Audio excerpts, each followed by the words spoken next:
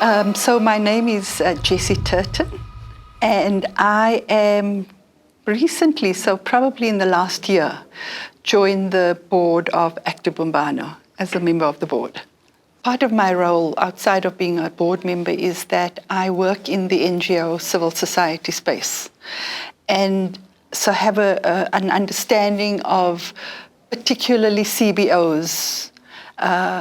And what attracted me around Active Bumbano is the fact that they target community-based organizations and not the bigger NGOs who have better resources, better access to resources and so on. So what I see Active Bumbano doing is creating these kind of reflective spaces for CBOs who would not otherwise have the opportunity to do that. And so in doing that, I think what they do is a couple of things. The one is they create an almost critical voice for the community. Local communities who are able to share their stories, share their own narratives, share their own realities. So that is one thing that I think is quite important. So you, in a sense, what it does is it gives voice to the community.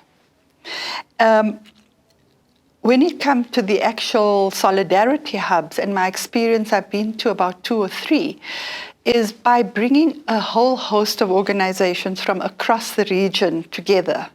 A couple of things are created. The one is that there is space then for solidarity. People get to meet each other, meet organizations from different countries, and be able to then share experiences. So that is quite an incredible thing.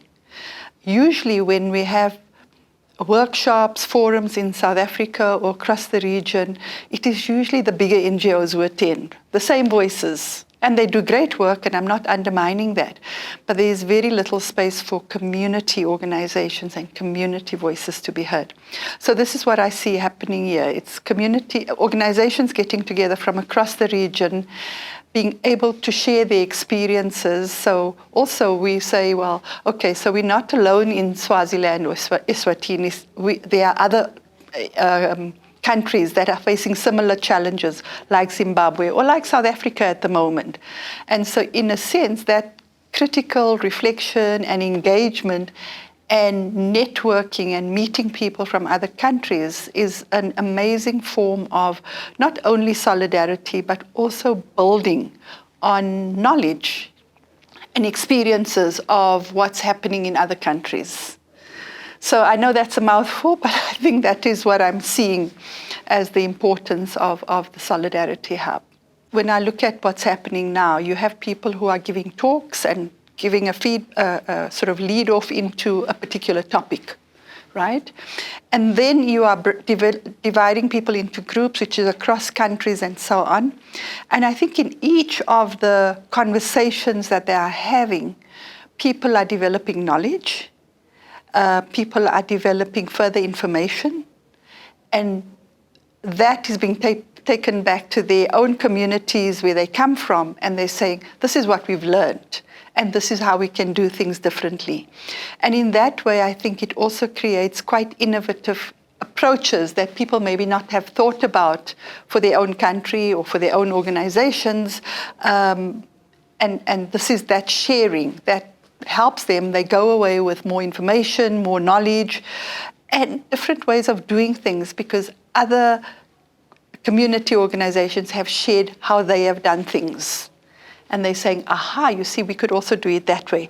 We could also address gender-based violence in this particular way in our community.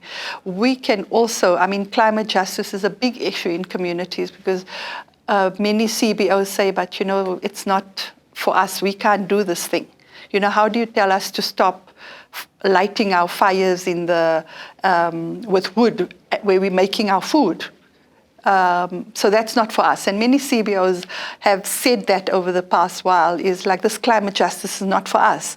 But here you come and they're talking now about what are the alternatives and how can you do things differently in the communities you work in. And so they're gaining new knowledge, new experiences, new information.